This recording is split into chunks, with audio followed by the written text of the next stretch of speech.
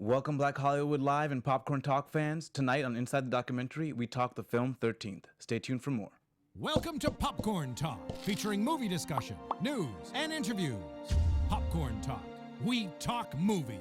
And now, here's Popcorn Talk's Inside the Documentary. Welcome, Black Hollywood fans, Black Hollywood Live fans, and Popcorn Talk fans. On tonight's special Inside the Documentary, we do a dual sister network coverage with Popcorn Talk and Black Hollywood Live. My name is Shaka Smith. You can find me on Twitter, Instagram, and Snapchat at Shaka Strong.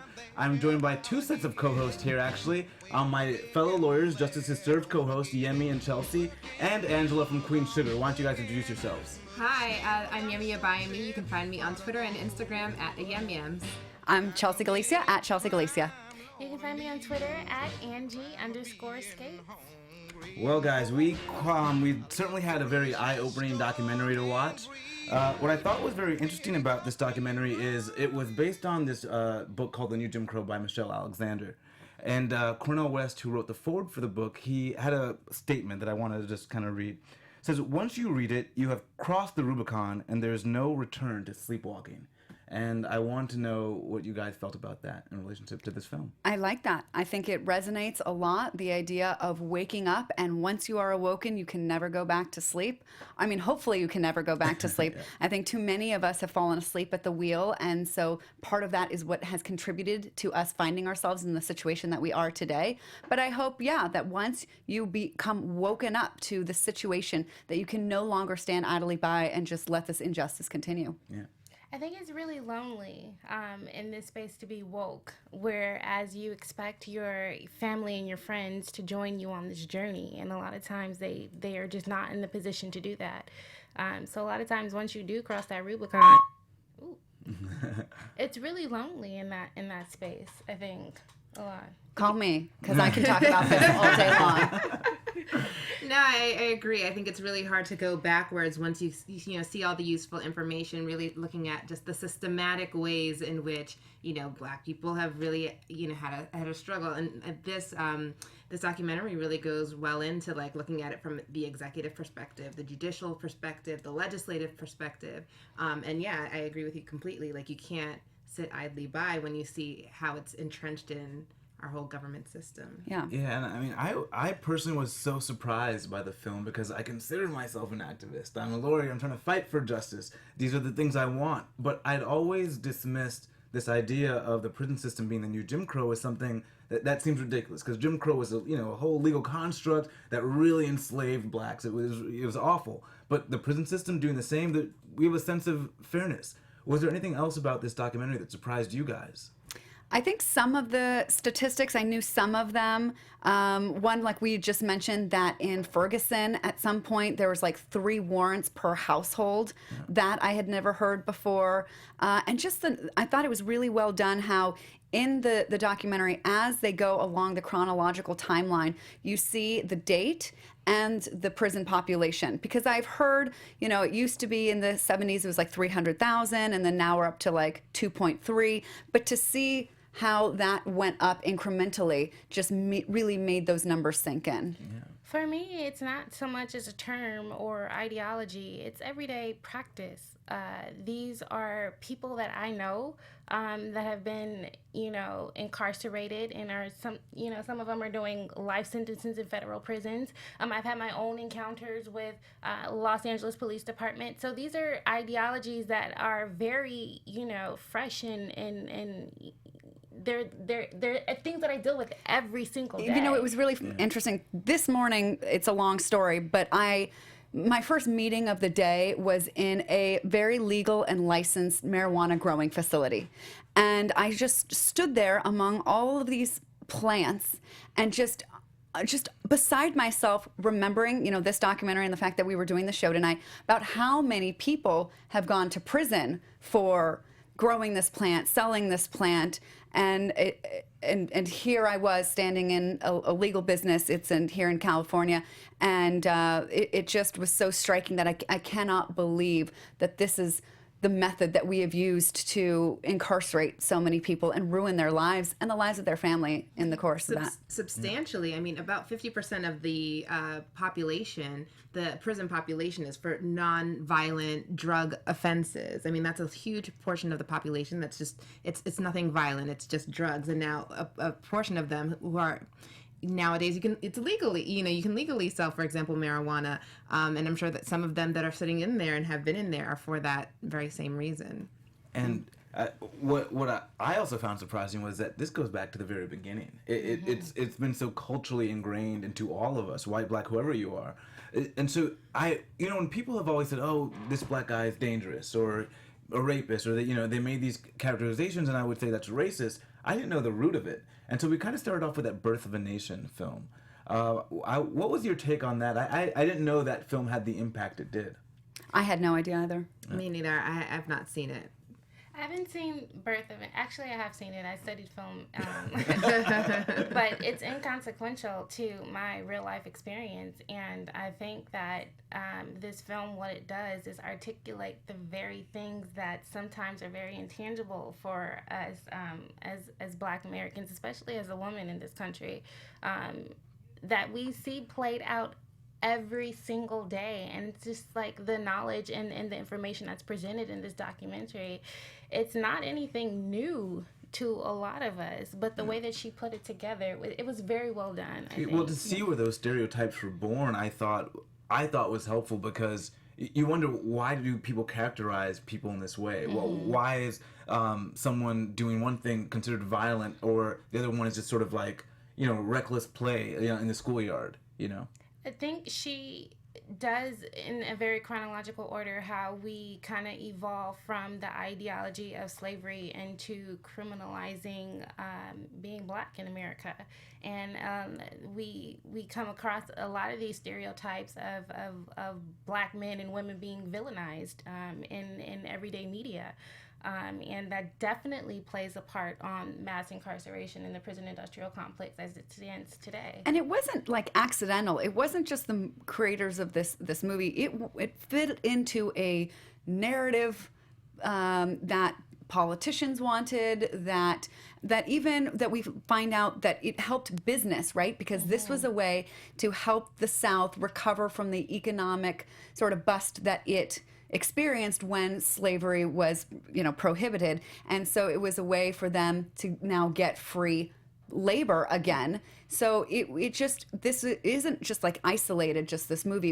It fit in with the narrative. This is what people wanted to everybody else to believe about Black people. Yeah, and it coincided with this 13th Amendment that basically said slavery is illegal unless you're a criminal. So now the task became, how do we criminalize these people to then give them an alternate form of slavery? I wonder if Abe Lincoln, just rolls around in his grave to think that this 13th Amendment that he fought so hard to pass, yes, it had to have some, exception for criminals, but I wonder if even he envisioned that it would be used this way, or if it was really purposeful by the authors of the 13th Amendment, that this is our little loophole, and maybe that's how it got passed. I would love to know, but unfortunately nobody from that time is quite alive to ask, but I would think it would have to have been purposeful, because it's it's explicit. It's an explicit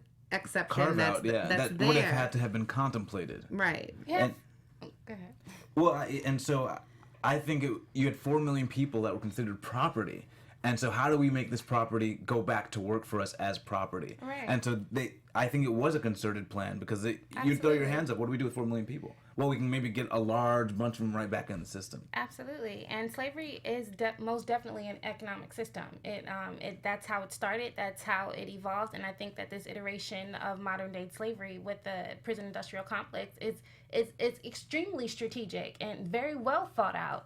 And it's again why I'm very grateful that Ava DuVernay did this documentary, to shed light on that from our perspective, because we've never seen a narrative quite like this before. Yeah, and I think another thing we saw was the Black leadership, how it was eroded over time, and how the Jim Crow laws, which were very legal at the time, helped to do that in the way police treated Black leaders. So what did you guys think about that leadership and where we are today as a result? I mean, some of the things that surprised me, or maybe it surprised me the extent to which I knew that the government did not like, Martin Luther King Jr., but that the FBI was going around calling him a liar, and the other leaders, and assassinating them, basically. And it's something that most of us kind of know, but it's never sort of been put out there like this that I have seen in a movie that just comes out and straight, says this. And let's not, because I think that's where things really start to kick off for me, is the civil rights movement and then the reaction to that with Nixon and Reagan. And I really loved how this movie went chronologically so that we see exactly, because standing here in 2016, it can seem crazy the way that they behaved in the 1970s. And some of that behavior was, in fact, crazy, but you can see what it was a response to. Yeah, and I think to speak to that, they did so well in the film with juxtaposing some modern-day rallies with what we had seen in the 60s and going, oh my God, like, to me it goes, has anything really changed? That was one of the things that really stood out to me in the movie. When the documentary opens with scenes of kind of the end of segregation, students integrating the schools, and you see the crowds pushing the kids, yelling, get out of here. They're pushing some black man, and then at the end, and you're like, wait, did they go to a Trump rally? And at the end of the film, you see the same exact type of behavior at a Trump rally, at the Trump rallies, and so you have those two scenes juxtaposed much in the same way that you have the images of slavery juxtaposed against like these convict leasing programs and prison labor, and it's like, has it really changed, or is it really just taking on a different form? That's a good point. I mean, at this point, it has just taken on a new form. Absolutely. But I think with enough of us woken up to that's what's going on, we can do something about it, and I'm excited to get to that.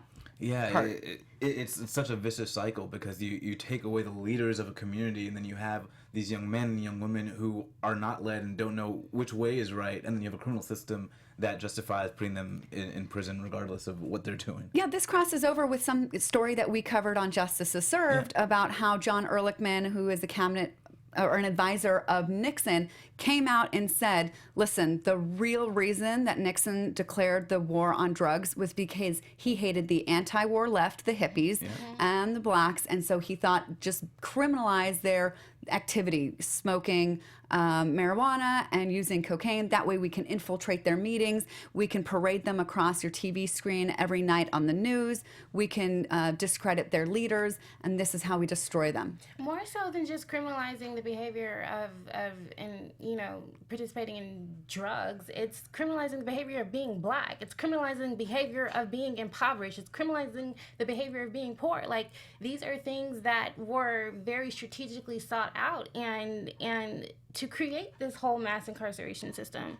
And I think it's horrifying. It's crazy. Even though I know, and even stemming from my own personal history, it's crazy for me to think that this is actually what happened. Yeah, and it wasn't that long ago. And so we basically go from the 13th Amendment, and then we have these lynchings, and then we have Jim Crow, and then finally the end of Jim Crow, and you think there's some breathing room, and now we have this war on drugs that Nixon initiates. And then that's really further perpetuated quite heavily by Reagan.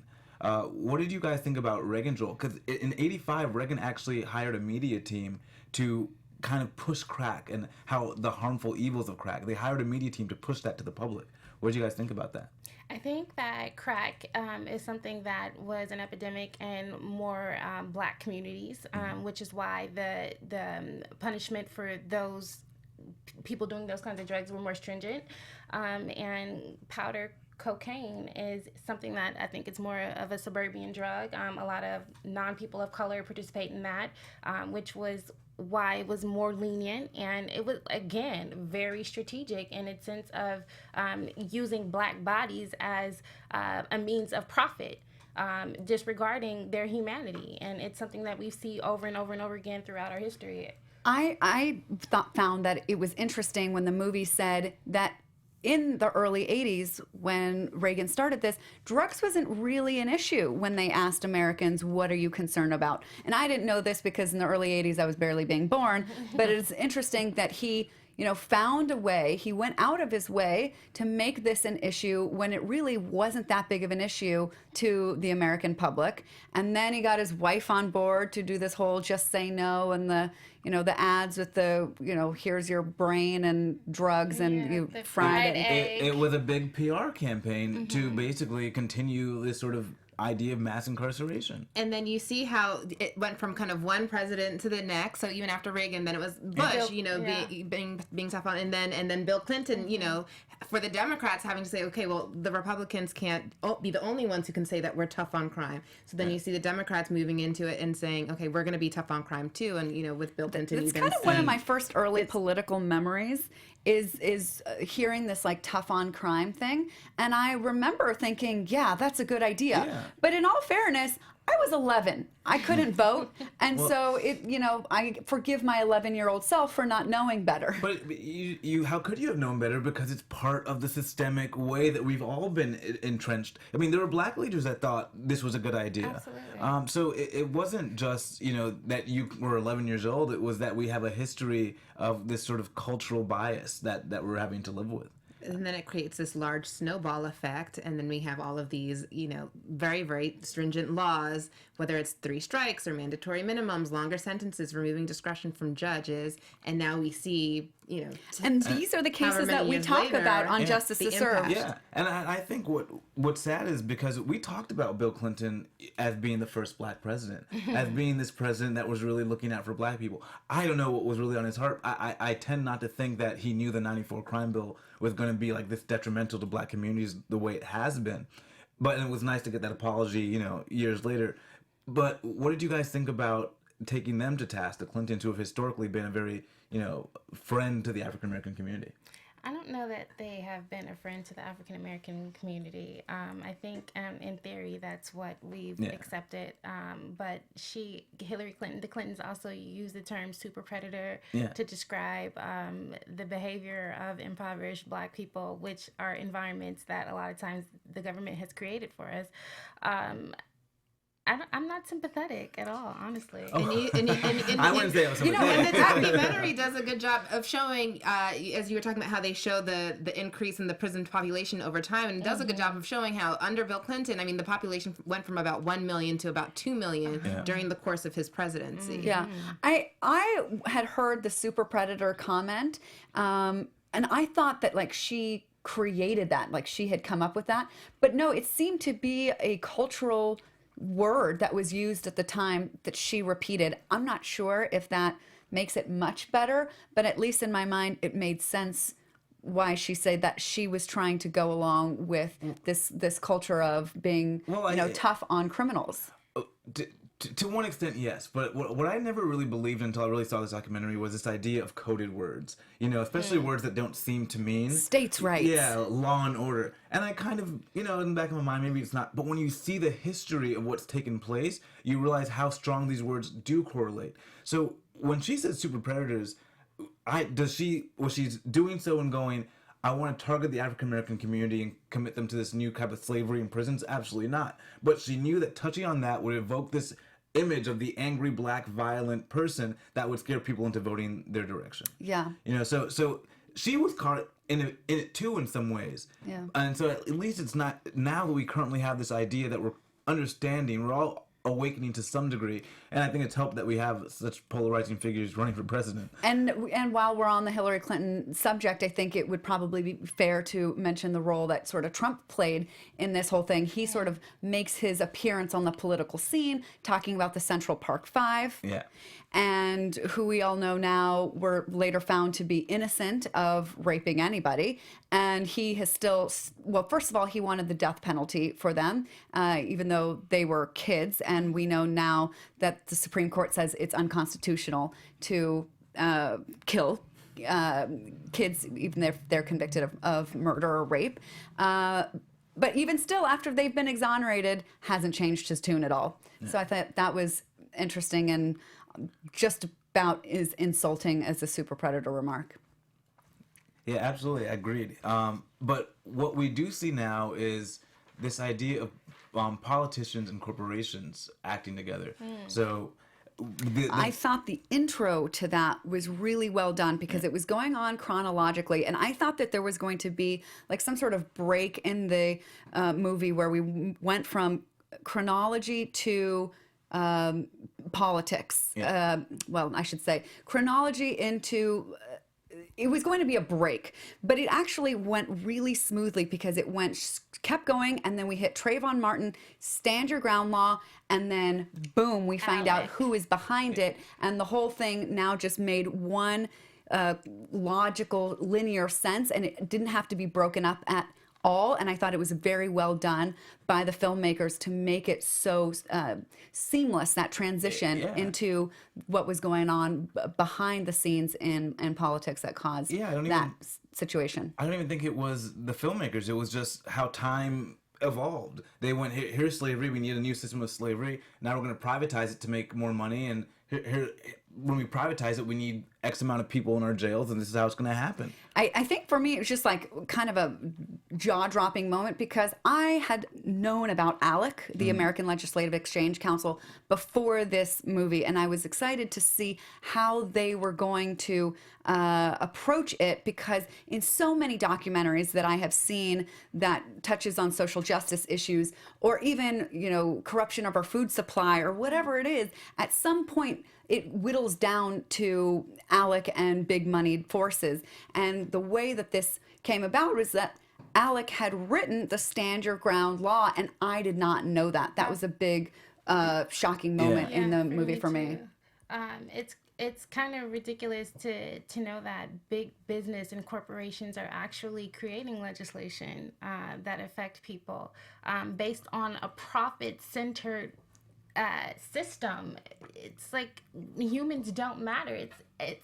It just makes me lose all kind of hope, some kind of hope in our system. I think that America is a country that has so much potential, and when you learn about things like this, it's just it's devastating, It's a blow to your faith. Absolutely. America, I've always felt that you want corporations to some degree to collaborate with lawmakers in terms of things that are helpful for making legislation. Collaboration, sure. Well, yeah, that's what I mean. This takes... Oh, no, this is going... Yeah, no, what ALEC does goes far. So, but it's like, how do you make them resist their natural impulse? How do you make them collaborate with lawmakers on things that would move humanity forward and resist their natural impulse for profit that would actually be a detriment to people? Well, that's a very great question, and I can go there really quick if we're all ready for that. I'll give somebody else a chance to speak before I just go down this road and not stop. Do you want that? Go for it. Here is the thing: a corporation is, by legal definition, has a duty to go after profits for the sake of the shareholder. Right? We know that.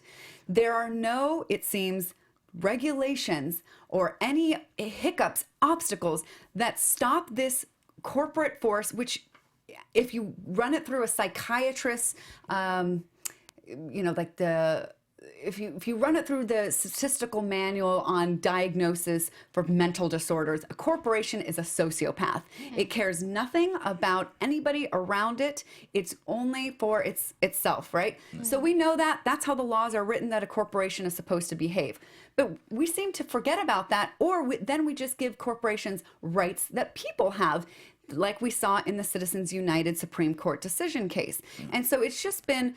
We understand that that's how a corporation is going to behave, but there has been nothing to stop that. And that is why I think the goal of getting big money out of politics is the central solution for this and so many problems. I agree. Why do you want big corporations involved in making legislation? Well, for me, I say things like, if we're talking about technology and the corporation knows the best way to get a particular technology, whether it's a firewall or this, that would trickle down to consumers. So you want legislation where they work with the corporations to know what makes sense, what could happen, or what could be passed. But the only thing that makes sense to them is dollars. Well, so it would make sense if it went from politicians writing it and then consulting corporations, how do you see this playing out, versus what we have going on now, which is ALEC and the corporations in it write the bills themselves. hire a politician by funding their campaign, and then slap the politician's name on it. Sometimes they forget to take off the ALEC header when they present it to the Senate or the House. And on top of that, we have the fact that it's one-sided. So we know that a lot of the politicians and corporations that are involved in this ALEC group, they tend to be more Republican-leaning and more conservative-leaning. So it's not as though it's a diverse group of politicians getting information from a corporation and then, working together to see how we can reach something doable. It's really a one-sided piece of legislation that's then getting introduced. But the other side to that is that there are several charitable groups that have model legislation, and that's what you do. You go to the congressman, you give him model language so that he can enact what, it might... So that's fine, but I don't think that those people were the same ones that got them elected. Right. Oh, yeah. You mean those organizations aren't the same ones that elected the politicians? Yes. But what if they had the power to come together and start helping to do that? Well, I mean, that's the argument for some groups to support Citizens United, because they say, well, now unions can do the putting money into campaigns the same way that big businesses. But this is basically just a war between who has the most money, which means that unless we're massive millionaires, our voices don't count the same way as David Koch, Yeah. And I think that is something else, that there are individuals sort of in this game who are pushing this stuff. So, if you don't know who the Koch brothers are, go Google them. Koch, not as in the soda, but as in Koch Industries, Koch. Yeah, and we know they're part of ALEC. Yeah. There's documentaries about them that go into who they are and what their agenda is, and they are the biggest contributors to ALEC, and for a long time they were like a secret society. Mm-hmm. It's only been in the last probably 5 or so years that activists have gone in and brought cameras and protests outside of the big meetings that ALEC holds, and then has gone on to get supporters to tell companies to drop their membership in ALEC, and it has worked for a good number of companies. I meant to look at, to Google the list of companies that have dropped ALEC, and many have, not enough. Yep. So ALEC is still pretty powerful. And then, disappointingly, there have been some companies that have dropped, but then found ways to still support ALEC, like Walmart. Yeah. And so it's about knowing which companies are involved and the politicians that they support. And I think we also saw a discussion in the film about privatization of probation and parole. Yeah. What do you guys think about that? The GPS monitoring systems and that new form of potential slavery. I think it's a new iteration, and I think it will always be a new iteration of the status quo. And as long as there is a space for a movement, and you have certain corporations or people that are have invested interest speaking up on behalf of this movement, I think you have to look at the situation and see what their interests are, because a lot of the times it does not serve the people.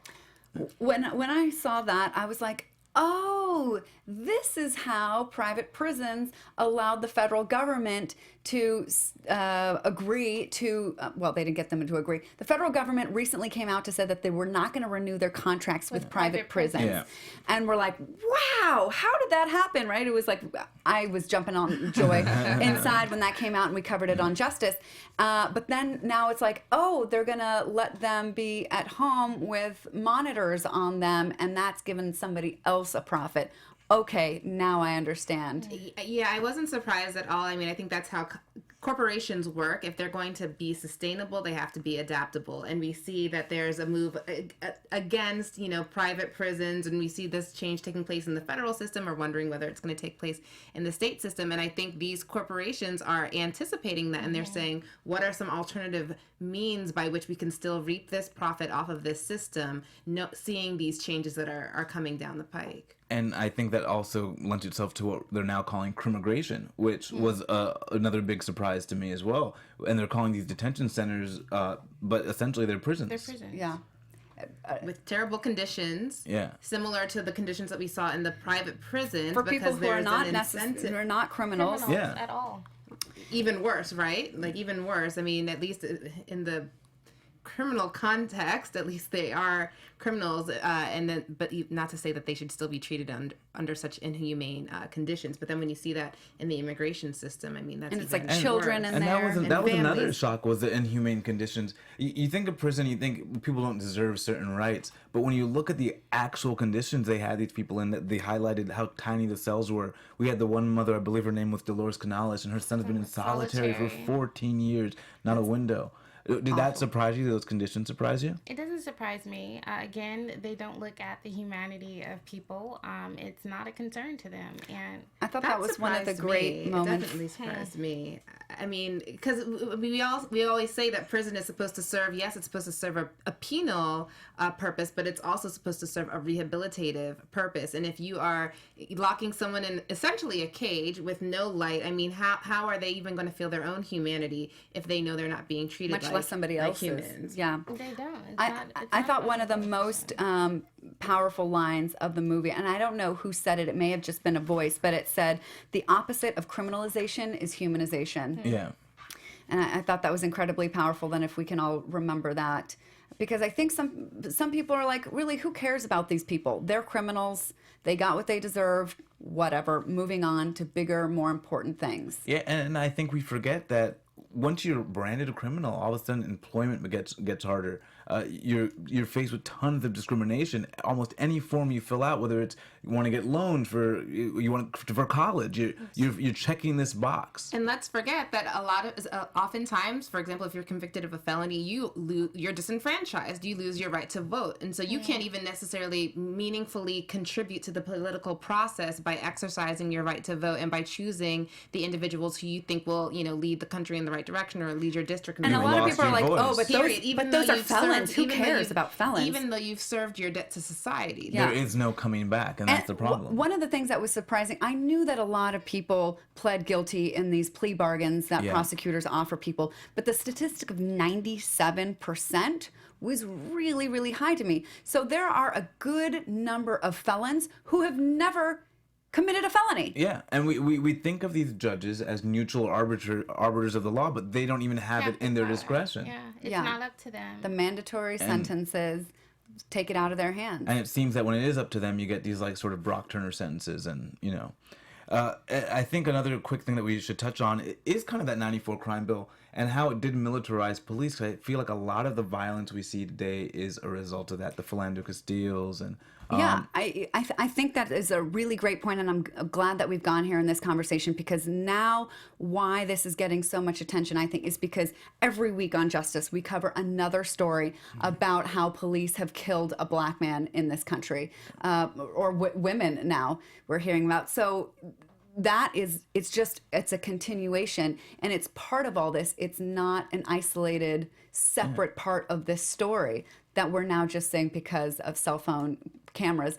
And I actually, for the first time, started to see that even the police are oppressed by the same forces that are causing this mass incarceration. And by that, I mean the war on drugs. Yes, it goes after black people and Mexicans and other Latinos, but then you've got the cops who are left to enforce these. How much time and energy do you think they spend on silly drug offenses where they could be out investigating rapes and murders and things that are more important, things that they probably thought they would spend more time on when they decided to be police officers? Yeah. And so I started to see that, this whole militarization, and, they need to keep these jails filled, because if the private prisons are not filled, the state has to pay them anyway. And so that pressure is going to be passed along to law enforcement, and then they're going to act it out. Yeah. Not saying that it's an excuse for what we've seen, but I now understand some of the really heavy pressure that's come down on them. It's the same force that's causing the way that we treat black people in this country. And so I think that the establishment, politicians and members of ALEC like it when we're pointing the finger at each other's. It's the cops versus Black America, Black Lives Matter, Black Lives Matter versus law enforcement. And as long as they keep fighting and pointing the finger at each other, nobody points the finger at the real cause, which is these ginormous forces of money in our politics. Yeah. Well, I think 13th is certainly starting to do that. Absolutely. I think that the police brutality that we are starting to see, on a mass level is not something that's new to the Black community. And I think it's symptomatic of a bigger problem. And as long as we are in a position to have these kinds of discussions about it, I think it's important. I think that the work that Ava DuVernay is doing is important, and the narrative that she's created around this situation. I've never seen it done quite like this before. Yeah. And I'm grateful for this platform and this discussion to kind of just open it up, Yeah, I love that they talked about the power of the visual, and that's what we're dealing with. People debate, should I show this? Will it desensitize people? Will they think this is too common and get used to it? But the power of the visual throughout the Black community is really what changed us. It wasn't really until people saw people getting hosed with the water and with the dogs that people wanted to do something about it. And it was also about creating a coalition, because you can't just change it just African Americans. It's got to be a coalition of Americans, of people together. And thank God for the cell phone, because that's what we're seeing. Mm-hmm. And the scary part is the Philando Castiles, all these Trayvons, that was happening, just nobody was seeing it. Yeah. So it finally, at least now, to a point where it's a national conversation, and we have Netflix to kind of really blast it out. Yeah, and I think that this changes, the conversation that we have about it, not just to like symptomatic solutions. Like we've talked about body cameras and the release of dash cam videos and police training and all this kind of stuff. It's always felt like, yeah, these are kinds of solutions. Like we hear Hillary talking about community policing. Yeah, but it feels like there's more. Yeah. And what the more is now, I think that it's blatantly obvious, is the role of money. Yeah, but and also even in post-incarceration, why am I having to check this box? I think there needs to be a path to full redemption. Just like there's a path to citizenship once you enter the country, there should be a path to full redemption where you get your voting rights. You no longer have to check a box every time, or maybe that question's not there, or there's another way to get at things, that you're not continually enslaved by some past crime you may not have committed. Right, because then what's the outcome when you don't do that is that you have people that, as you said, cannot find work because they had to check it on their employment application. They can't get government benefits. They can't get scholarships for education. So what are they going to turn to in that situation? Of course, they might then go back to, criminal activity or other means by which they need to make a living. They need to exist. And it just sends them right back into the system, and it ends up being this cycle. Yeah. Unless you do implement some sort of rehabilitative program geared towards getting them back into society in a meaningful way. Yeah, I agree. And I think with the Khalif Browder case, that was almost the saddest, because here this guy, this idea of bail that people cannot pay and they still sit in prison, and that's why a lot of our prisons are overcrowded. And then there he comes out, he finally gets out, he's getting some press that's around his story, but he's still so broken by what he went through that he commits suicide. 4 years is a long time. I mean, he was only 22. That's like a third or a quarter of his life that was spent there for no reason. He had not been tried or convicted, and he was just there for 4 years. And I think that permanently crushed his soul and the way he was treated. Yeah. Oh yeah. I mean, the video of his experience in the jail, again, what do you think's going to happen even once a person gets out and they've just been subjected to so much abuse, so much violence? They're sitting there literally being housed in a world full of criminals, and then you expect them to come back onto the streets and just be la-di-da-di. But one of the things that I did like about that piece of the story was that it did highlight the effect of charging people, putting them in, or sorry, not even charging people, putting them in jail or while they're awaiting trial, and how prosecutors will use that period of time to see if they can get you to plead to something, maybe not as high as whatever charges they initially imposed, but see, can we get this person to plead to something lesser? And in this situation, the guy said, no, I'm not pleading to anything. I didn't do anything, and I have to stay here and fight. And then we see what ended up happening. But you lose. Prosecutors know that they have a lot of leverage once you're in jail. who wants to be in there, especially for a kid like Khalif? You know, it's so easy to get someone to say, you know, I just want to go home. I just want to go home. Yes, I'll just say I admit to this piece of the crime. Just give me my freedom. Yeah, and even if I didn't do it in the first place. And I had seen that. I worked for Public Defender, the early representation unit, and our job was to get in there before they cop those pleas, because the prosecutor says you can cop a plea and you can go home, but now you have a record, and you cop the plea because you had to make it to work the next Monday to make sure that your kids were fed. And now if you get picked up on something real or imagined the next time, that is more of a record that you might now have. And then if you get the 3 strikes, exactly. Imagine how that then works up with the 3 strikes laws. Yeah, so it's a perfect storm to keep people like very imprisoned in a very small box. One thing I thought that was interesting, that was presented in the documentary, is that the prison system, the justice system would fail if it was not for the plea bargains and the things that were, you know, happening outside of actually going to trial. If everyone took their day in court, it would just fall down, which I was surprised by. I thought we had a system that worked. I was surprised by that high number of plea deals. It's absolutely ridiculous. Well, this film certainly was so meaningful, and it's so poignant, I guess, around election time. So because timely. When it showed you just how the different arguments were made based on race and based on these paradigms, and now we're kind of almost faced with a very similar choice. But both parties, I think, need to be woken up to this issue. I don't know if everyone's fully aware of what's Bernie happening. tried.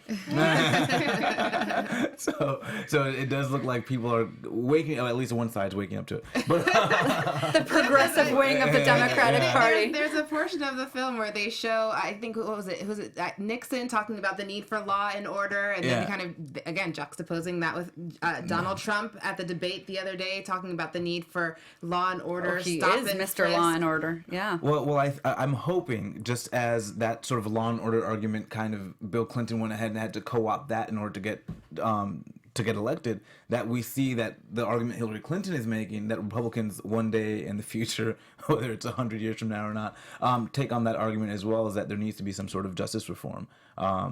That's more than just law and order as an answer. Well, it is criminal justice reform, but it's so much, and so much more than that. And I actually think this is good news because, like I said, if we take the police and Black Lives Matter and get them to see that they are not each other's enemy, that they actually have a common enemy. Yeah. And in fact, that common enemy is shared by environmentalists. One of the reasons that we can't get more clean energy is because we've got some old, dirty energy that's fighting to keep its profit, oil. And it's why healthcare is so expensive, because we have big pharmacy controlling what happens with our medical laws. And we have crazy stuff going on with our food supply because we have big agricultural companies that are... So all of these different concerns, women's rights, workers' rights, all of these seem different, seem separate, seem exhausting and overwhelming on their own. It's like you don't even know which one to pick. But the truth is you don't even have to pick one, because they all share an underlying thread that holds all of this madness together.